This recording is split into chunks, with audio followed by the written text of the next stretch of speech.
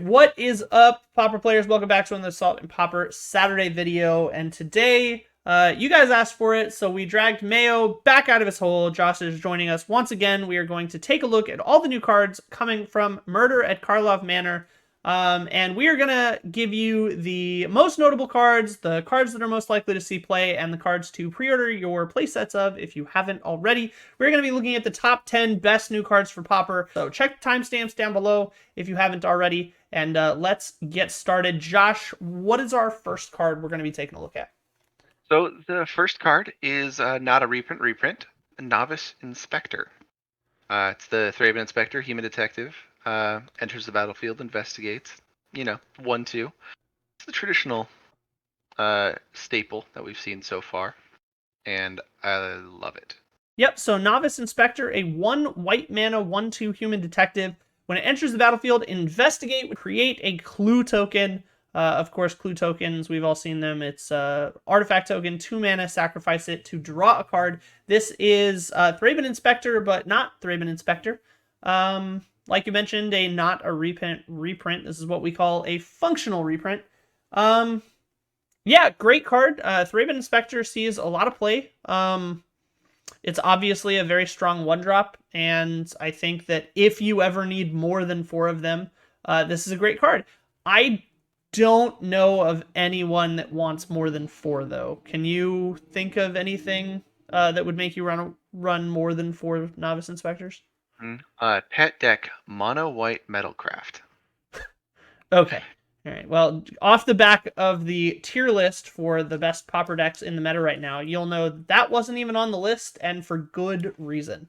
So I'm bringing it back. all right.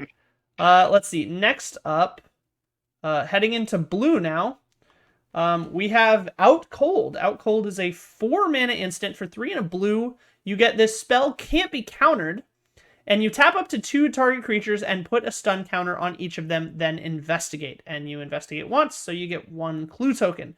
Now, a lot of you will be wondering what in the world a 4 mana instant that doesn't win the game on the spot is doing here.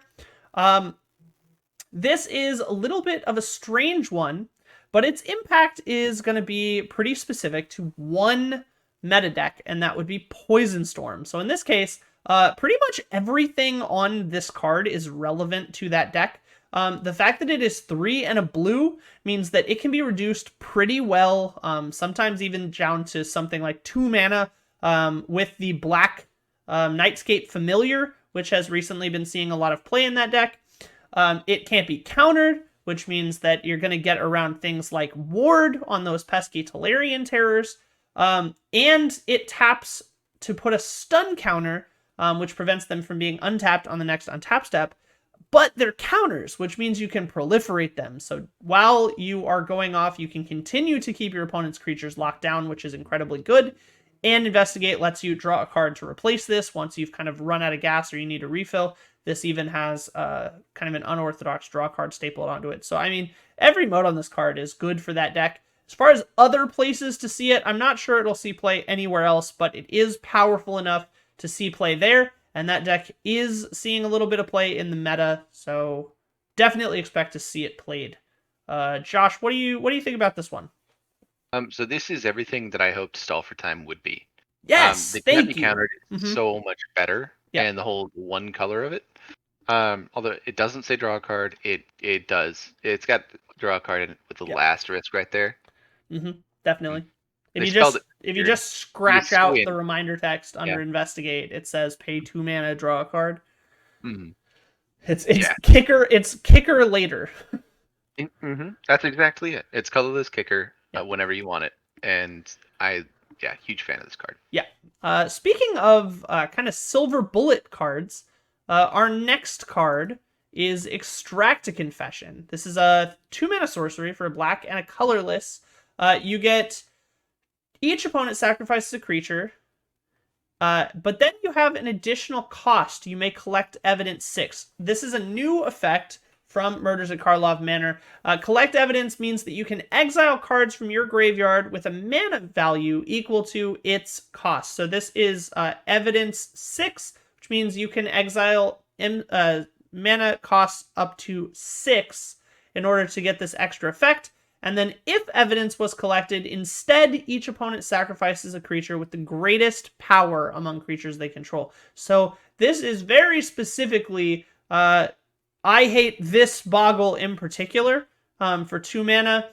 Now, there are a lot of concerns with how much CMC evidence takes. 6 is a lot, especially on something like a 2-drop where you may need to play it on turn 3 or 4. That's going to be really difficult. Josh, I'll let you kind of take point on this one. What do you think here? So I think that 6 is indeed a lot. I can't count to that on one hand, so it's a big number. The problem that I have with it is like you need to exile CMC, a total of CMC 6 or greater from your graveyard, and by the time that the earlier turns, you're not going to have that in your grave. So you need to have some ways you're going to cheapen cards and have multiples in your grave, like Of One Mind or like Winged Words. Winged Words, wow. Right? Throwback. I know. I had to stand up to pull that one out. Or like the important thing is you also want to not use that card later. And so it's not ever going to be your Mirror Enforcer. Maybe Blue-Black Terror's Dead Terror you'd feel totally fine extracting a confession with, sure. or even like one that you milled, so there's going to be specific decks that need to fit the criteria of I have this big dumb doofer, or I have this series of cards in my graveyard that were cheaper to cast than their actual mana cost, and I'm not going to use them later. So that's where a lot of this conflict is going to come from in this card. Other than that, it's a non-flashback Chainer's Edict. Yeah, I think this has an interesting kind of like yin and yang to Tithing Blade. I think that obviously this is very targeted at something like the Boggles deck. There's not a whole lot of other decks that really going to be impacted by that collect evidence effect. Most of the time, it's just going to be an edict.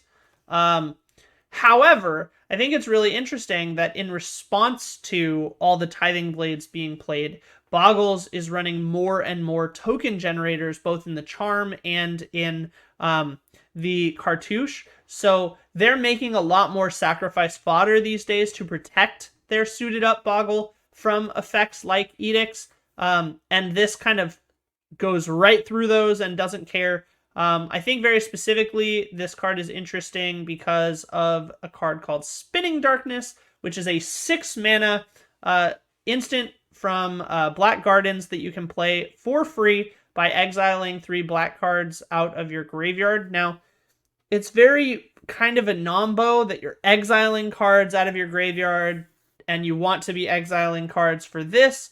It really is going to be kind of a fine-tuned line, I think, in order to kind of find the good in this one.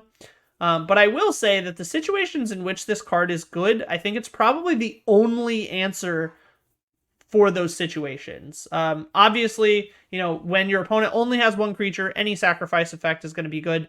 But when your opponent has a board full of dorks and 1 20/20, this card is going to be irreplaceable for you, especially if that 20/20 has hexproof. So I think that this card is probably powerful enough and focused enough against a very specific metagame threat in Boggles that it'll see some play. I think that besides Gardens being able to cheat out some big mana spells, you also have something like Gurmag Angler that you can eat out of the graveyard for this. Otherwise, it's probably going to be small mana costs adding up.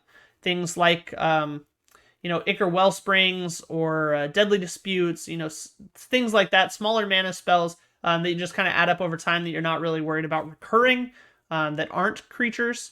But in general, I think this card is promising, and I look forward to testing with it. I think that it's going to make Boggles' lives a hell of a lot harder, and I am down for anything that does that. Let's see. Oh yeah, also Thoughtcast and Chromatic Star add up to 6. So use that information however you will. Yeah, Thoughtcast is 5. Frogmite is 4. I mean, there's a lot of big mana costs and a lot of decks that are cheating mana costs right now. So there's certainly some some amount of cards that are going to let this effect be a little easier to achieve than one might think.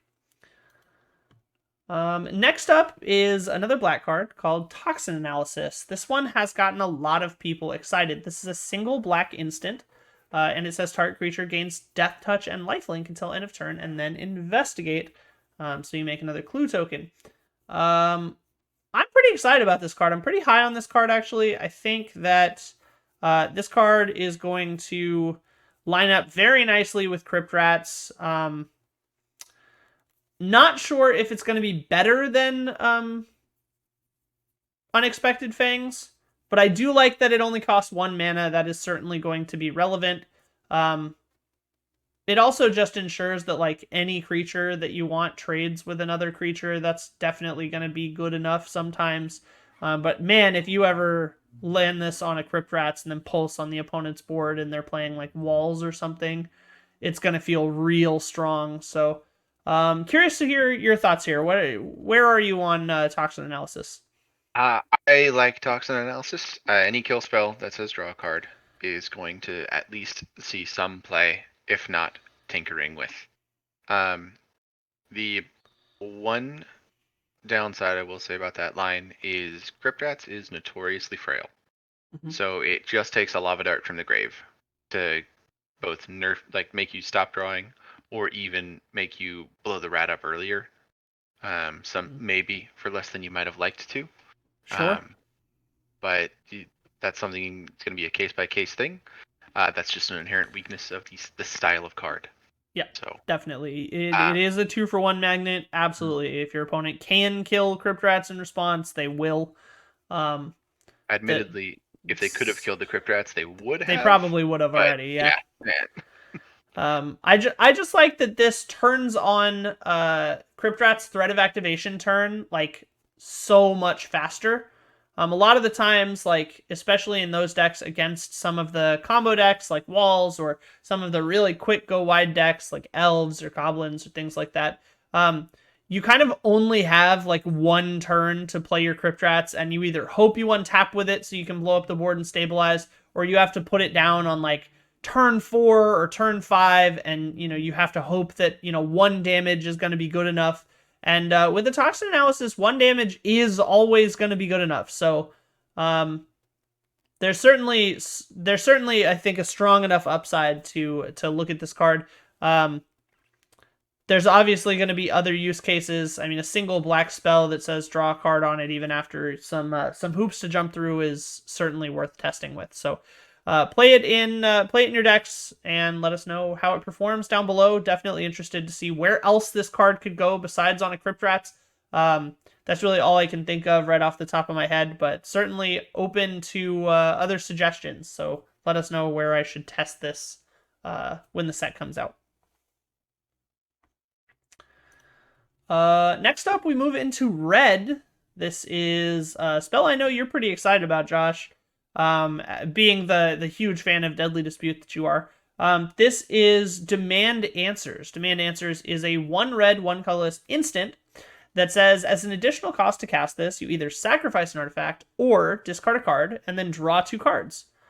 So Josh, tell me why I should play this over like Ren's Resolve or Reckless Impulse, because I'm pretty high on impulse effects and I'm pretty low on having to discard a card or sacrifice an artifact as an additional cost to something that's probably going to get countered anyway. So sell me. All right. Well, I mean, you play Deadly Dispute. I Yep. I hate that you do, but you do. I hate anyone who does. I mean, it's a strong word.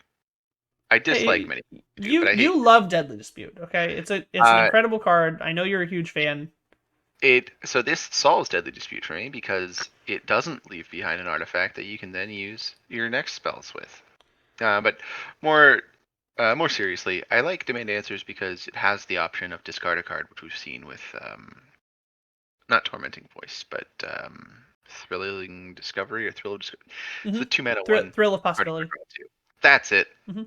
Um, and it has the sack and artifact part, which fixes the issue with the Thrill of Possibility, where if you top decked it and you're hellbent, then you effectively don't have a card in your hand. You have to wait another turn to be able to play. Similar I to mean, Bitter Union in that regard, a little more recently than something like Thrill of Discovery or Thrill of Possibility. Bitter yeah, Union was also a similar type effect, discard draw 2 for 2 mana. That one was sorcery speed though. yeah, yeah. It did have some sort of a way to mitigate that in having an additional effect that you could pay for, but that's neither here nor there. It wasn't as good as that's what I'm seeing here with the option to cast this and cash in on 2 cards. The Saccharine Artifact, as we've seen for the past few years, is not actually a downside. Mm-hmm. And then usually that's turned into drawing a card or ripping a card off the top Mm-hmm. of your library. But the reason that I think this card is more relevant than some might think, and I might see some people disagreeing in the comments, and I understand if you do, but drawing and hiding the information of what you drew is better to me than exiling the top 2 and showing your opponent what you're going to do on your next turn. Uh, That's I absolutely agree. Hiding information is always better. The only part I disagree with is that I think they are exactly the same when you're going to cast both the same turn anyway. Um, so in that aspect, this might as well be a sorcery, right? Because if you're going to cast both spells on your turn anyway, it doesn't matter at what speed you draw them if you're going to play them both immediately. Now, I will say I am very low on this card, so I will preface that I do not think this card is all everybody else seems to think it is. I think that Deadly Dispute is very good specifically because it is in black, which is a color in general that has some things to fodder. Most of the time, though, it is sacrificing a creature and then using its own artifact as a chain. It's not actually sacrificing an artifact all that often, outside of very specific decks like Grixis Affinity or Combotron, in which it is designed to have artifacts to sacrifice. Now, Koldatha Red, which would be what you'd think the prime choice for a card that cares about sacrificing artifacts, as you mentioned, maybe ripping a card off the top of your library in the process. The problem with that is that, one, Koldatha Red is at a point in its deck construction where its artifact count has been fine-tuned with a microscope.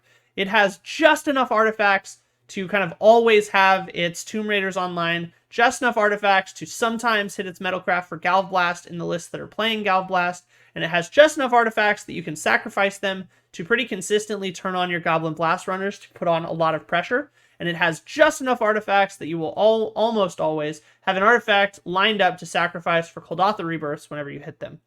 So adding an additional sacrifice and artifact clause to that deck seems very risky for me, and it would change the deck construction so that you have to add additional artifacts. The other thing to consider is that because this is an instant, you are going to be tempted to cast it at instant speed. That only makes sense, right?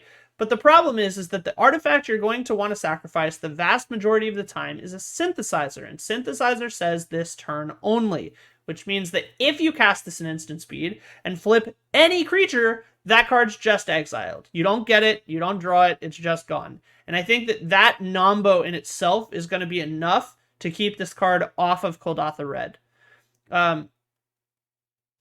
When you do cast a 2-mana draw, all of the impulses allow you one more turn, so you can tap out for them completely freely. You can chain through them completely freely because you always know you're going to get a chance to cast those cards. And the sacrifice effect in Koldatha Red, very specifically, is not actually an upside, even though Deadly Dispute and Fanatical Offering and Reckoner's Bargain will make you think that it is. I think that in Red, this is going to be a significant cost, and I don't think it's going to see play in Koldatha. However, I do think there is a deck for this card. I think it's Red Black Burn, otherwise known as Rakdos Magnus. I think this cost, very specifically, both sides of it, either discarding a card or sacrificing artifact, is exactly what that deck wants to do. It is loaded with blood tokens, it runs artifact lands, runs Wellspring, already runs Deadly. It was running something like Fanatical Offering or some number of Reckoner's Bargains to kind of supplement those. Now it can run these as well. You have another instant speed draw, the same as Deadly Dispute, but you also have an instant speed discard outlet for all of your Madness spells. And you could sacrifice an artifact when it means you draw an extra card. You have blood tokens to sacrifice when you don't need them. This is just an absolute slam dunk, I think, in Rakdos Madness. But I think that's probably where this card stops. That's me, anyway. Yeah, and those are all valid points. I definitely think that the instant speed is relevant for that Madness deck, and it's less Definitely. less relevant, more of a trap almost in the Kuldotha Red if you're trying to pop a synthesizer Agreed. specific. Mm-hmm. So just be aware of that. If you exile a Tomb Raider, then well, you know what you did. Yeah, you're gonna be sad. All right. Next up is a card that I would have thought was gonna be a joke. I'm not gonna lie. When I read the name of the card, when I looked at the artwork, I thought for sure this card was gonna be trash. It was gonna be unplayable. And then I read it and I was like, what are they doing? This card is the exact opposite of its name. It is a red herring. It is a red and a colorless for an artifact creature cluefish. It is a 2/2. It has haste. It attacks each turn if able, and you can pay 2, sacrifice it, and draw a card just like a clue. So, if this card is called a red herring, what are they distracting us from? Because it's working. This card has my attention. I want to play it. It looks incredible. The only downside for me is that this is an artifact, and we just covered why artifacts are good right now in Kuldotha Red, and why a couple extra of them might not be such a bad idea. I dislike slightly that this is a 2-mana creature. I would have absolutely loved this to be a red 1-drop, but that was never going to happen. I think that in general, this card is quite good. I don't know where else it would go. If it sees play in Kuldotha, it'll probably be pretty good. It's an artifact, so it turns on your Tomb Raiders. It's a sackable creature, so it works with Blast Runners. It just kind of does the thing. It's an artifact for Metalcraft if you need it to be. It sacrifices itself to draw a card later if you need it to. Yeah, I think this card's quite good. I love that red is getting another haste attacker. I think it's been a really long time since Pauper has had like strong, hasty creatures that weren't just downshifts from better creatures. Swiftspear. Rest in peace. Yeah, that got banned quick. Not quick enough, but quick. Yeah, I'm pretty impressed with this card. I think it's probably almost certainly going to make the cut in the cube, but that's not really what we're after here. Besides, maybe seeing some testing in Kuldotha Red, and I'm not 100% sure that this sees play in Kuldotha Red. I think that's definitely going to require some testing and some tinkering to see if it makes the cut. But what do you think of this card? Any immediate deck ideas jumping out at you? No immediate deck ideas, but you definitely hit the nail on the head where it's just like it has every single thing that you want red to be doing at the moment. Like I mean, it makes sense. It's the first word in its name. It's just red. Do red things. Mm-hmm. Attacks on every single turn that you want to be attacking. It's excellent card. Yeah, I mean, I'm a big fan of, playing like an artifact land, hitting a Tomb Raider, playing that attacking, then following it up with a red herring or, something like that to keep the artifacts and the beats going. And you've got a bunch of hasty attackers with this and Tomb Raiders. Yeah, pretty big fan of this card. I think this card is like a surprisingly simple but powerful card. I think a lot of people are maybe going to overlook it. But I think this card is like the real deal. It's a very good 2-drop. I mean, you just don't see this many relevant words on 2-drops these days. It's an artifact. It's a clue. It draws cards. It has haste. It just kind of does it all. Really excited to play around with this card and see where it fits. Kuldotha Red might not be it, but it's going to go somewhere, and I certainly am going to be picking up some. Yeah, I think there's only one more thing they could have done flavor-wise, and if they would have made it have to be blocked. Right. But if it had taunt, it would have been nuts. Yeah, card's phenomenally well suited. Like it's not an amazing card. in like it's going to win you the game when you cast it. It's just it fits right in the curve, doing all the things you need it to be. Yeah, It's it's one supportive of in all the those right like ways. workhorses where it's never going to be in the spotlight, but it's Mhm. going to do exactly what you need it to do all the time. Yep. All right. Next up is pick your poison. So 1 green sorcery that says choose one. Each opponent sacrifices an artifact, sacrifices an enchantment, or sacrifices a creature with flying. We have seen so many variations of destroy a target, creature with flying, artifact, or enchantment, or destroy a power with 4 or less, or an artifact or enchantment, or there's a million variants of this card. They're all bad because they all cost too much mana. This one costs 1 green, and sacrifice is a lot better than destroy. I think this card is the real deal. This card is everything we have been waiting for a really long time. I even think the creature with flying part is relevant right now because things like Core Skyfisher and Glinthawk and Ornithopter are seeing so much play. Um, Even Delver, like Delver is still seeing play in Mono Blue Delver. Fairies are seeing a little bit of a pickback. So, I mean, this card kind of does it all right now, and 1 green is a very reasonable amount to cast. And let me just quick aside. We have not top 10'd a green card from a new set in a Pauper set review in a long time.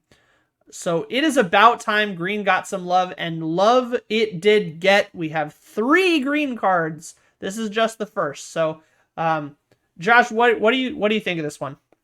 I think that this is so phenomenally wonderful. I would absolutely main deck this card for no other reason. It's not a main deck card, but I would put it in my main deck for no other reason than to sit down in the one game that this works and your opponent plays a bridge across from you. Yeah, turn 1 bridge into turn 1 pick your poison is Mm. brutal. And Just make sure you get your camera out when you do it and just yeah, low mo their face. hit me on tag me on Twitter. Send me the video. Just, mm, I want a montage of people turn oneing their opponent's bridges with this card. yeah, I just want to bathe in their suffering. Just let it happen. This card is quite good. Big fan. It's about time green got some love, and yeah, this is what we needed. I mean, this is a fantastic card. I'm no joke. I think it might be main deckable. Maybe as a 2 of, because everybody is running artifacts and enchantments right now. And a lot of people are running creatures with flying. So I really think this is going to have a lot of hits, and it's powerful. It's low costed. It's kind of everything we want it to be. The only thing that could make this card better is if it was an instant, and then it would be bonkers. So very, very happy with this card. Yeah, and correct me if I'm wrong, but Kenku Artificer gives the thing flying, right? Yeah. Just I'm asking for a friend. Yep. Absolutely. Yeah, okay, Makes the bridge a flyer. Yeah, all right. Yep. Okay. And Kenku itself does not have flying, so if you're worried about that, don't be. Yeah. Okay. So that's a good thing. I should probably note that down somewhere. Yep. Write that down. Write that down. All right. Yeah. Great card. Definitely pick up some. You're going to be seeing a lot of that card in sideboards, I think. Also, the card's gonna probably look really good in foil. Yeah, for sure. All right. Next up is Rumblebelt Maverick. This is a Josh special. This is a hand pick from him. I will not take credit for this card being on the top 10. This is a single green human detective 1/1. When it enters the battlefield, you surveil 2, which lets you look at the top 2 cards of your library, and then you can put any number of them in your graveyard and the rest back on top in any order. So it's sort of like Scry Mill. And then you can pay 1 green and exile this from your graveyard to put a 1/1 counter on a creature only as a sorcery. This is very similar to, at least in graveyard effect, to Slitherhead, which was recently downshifted in Ravnica Remastered, but the Surveil effect is quite powerful.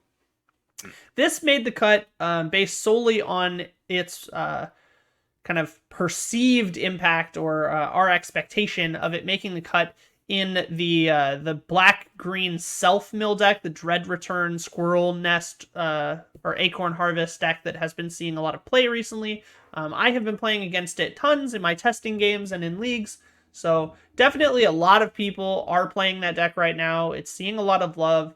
And there are, Blanchwood Prowler is a card that probably isn't all that good. And by probably, I mean isn't all that good. And this card certainly replaces that quite well. Satyr Wayfinder is probably safe just because it mills you 4. But milling 2 on a reasonable 1-drop versus milling 3 on a pretty understated 2-drop, I'm definitely taking the 1-drop there. So, Josh, tell me why this is here. What do you think? So oftentimes the difference between a good creature and a bad creature is, I mean, most of the time it's the ability, but also the power toughness. Rebel Belt Maverick gives you the benefit of that, and it has the ability to set you up for your next turn, and it's a relevant creature type, and it's got a perfect cost to it. The card just does a lot of things, and they all seem to line up for a specific style of deck, and I'm enjoying the lot of support we're getting for this self-mill style. Yeah, I This mean, card if you kind of squint really hard, this reads kind of like Green Fairy Seer, right? Yeah, that's exactly it.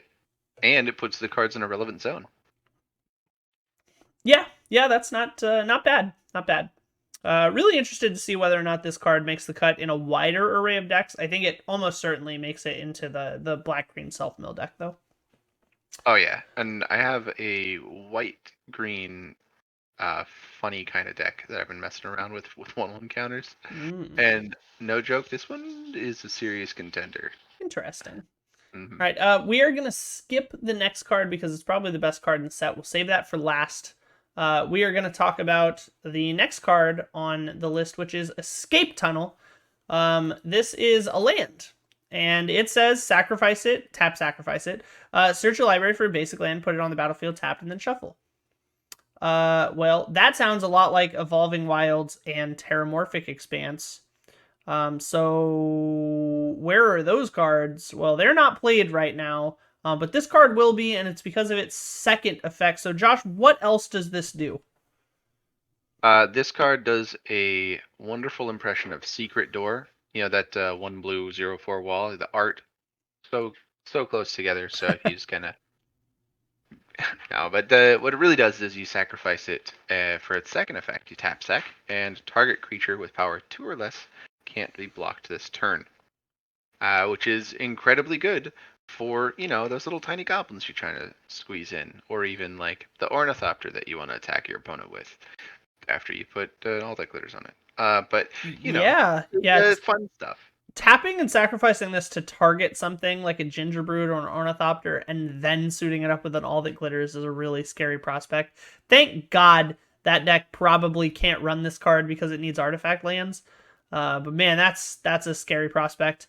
I do think that in something like maybe mono blue fairies or maybe blue red or blue black fairies, where you just really need to hit with a ninja, one more time, or fix your lands. This card doesn't look too bad. I mean, it's a land that can randomly sneak through 2, sometimes more damage, and it doesn't cost any mana to do it. You just tap sack it. It doesn't interplay tapped or anything like that. You can use it the turn you draw it. And this card's pretty good as far as utility lands go. If this was a repeatable effect, this card would be nuts. Rogue's Passage is an uncommon for a reason, and this is on a common, so we kind of take what we can get in Pauper, and I fully expect people to mess around with this card. This card seems like it opens a lot of doors. We're gonna sweep that one under the rug. All right, fair enough. We'll cut that out. We'll cut that out. Yeah, that's good. We'll fix it in post. Right. Yeah, pretty impressed with this card. I did not have just straight up upgrade to Terramorphic and Evolving Wilds on my 2024 bingo card, but here we are. All right, and then last but not least, probably the best card of the set is shockingly, quite frankly, another green card. I mean, this card is a card that I had to read 3 or 4 times before I believed it was real. It is Slime Against Humanity. This card has a lot of text, so buckle up. It is a 3-mana sorcery for 2 and a green. You create a 0/0 ooze token, and it has trample. And then you put X 1/1 counters on it, where X is 2 plus the total number of cards you own in exile and in your graveyard that are oozes or named Slime Against Humanity. And then there's this nice little rules subtext right on the bottom of the card. It's probably irrelevant. You probably don't have to worry about it. But just in case you were curious, you can run any number of cards named Slime Against Humanity in your deck. And I didn't misspeak. This card does scale through graveyard and exile. So even if they like relic you or nihil spellbomb you, your oozes keep growing. There is no reset here. If it resolves, the creature gets bigger. And this feels a lot like Jade Golems from Hearthstone, I'm not gonna lie. And I loved Jade Golems in Hearthstone, so I am very excited about this card. I love that they have trample. This being an any number card really makes for some interesting deck discussions. I think this card is going to spawn an entire archetype all by itself, which is what kind of happens when you print cards that can just be run in like 20 ofs. But yeah, really excited about this card. This card is a powerhouse. They have trample. They get bigger. They scale forever. It's just a pretty amazing card. I'm really, really high on this card. Where are you, Josh? Are you excited to welcome our new slime overlords? Undeniably best card in the set. Best card being introduced into Pauper from this is really, really good. Something that you glossed over, or you said it, but it was something that wasn't really highlighted, is unlike other cards like this, other sorceries that make creatures, it doesn't start at 0. It starts at 2. Mm-hmm. So you effectively have 2 of these cards already cast or already in your graveyard when this happens. Yeah, this is a 3-mana 2/2 at the beginning. Yeah. And then goes up from there every cast. Now, obviously, we talked about it earlier, but the green self-mill cards will probably be pretty good, considering, if you Surveil 2 on turn 1, and then, throw a Satyr Wayfinder or something down on turn 2, and then turn 3, you resolve a Slime Against Humanity with 3-ish Slime Against Humanities in your graveyard. You just played a 3-mana 5/5. I mean, and they only get bigger. So, this card's very good. Like, Jesus, this card's good. If you haven't ordered several playsets of this card already, you need to, right now, because they're not gonna go down very far. They might, you might hold off a week, maybe 2 weeks after release. But unfortunately, I think we're kind of at a, persistent petitioner's precipice here, where I don't think this card's going to go down much. I think that once people start playing with it, especially because, green is seeing some love in standard too. If this card is a hyper playable in Pauper, it's going to get pricey quick. Oh man, I'm not looking forward to the price tag that comes with this card, but I am very much looking forward to the token and the multiples that come with this card. It's going to be a lot of fun to just bash your opponent in the face with oozes that are like 12/12s with trample. This card has a cost to it. It's to your wallet. I know.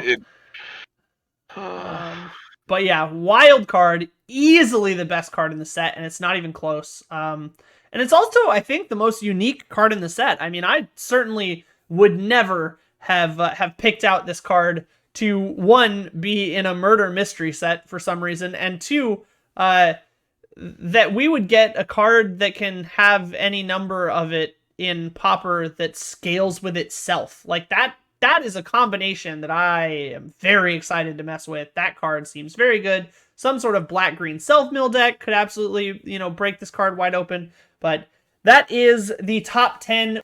Thank you so much, Josh, for hanging out and walking through these cards with me. Lots of cool stuff to talk about, and a lot of cool new decks, or at least changes to existing decks with new cards that I think I'm excited to try out. So let us know down in the comments below if you think we missed any, or if there's a different card that maybe should have made this list, let us know below. Thank you so much for sticking it out. As usual, guys,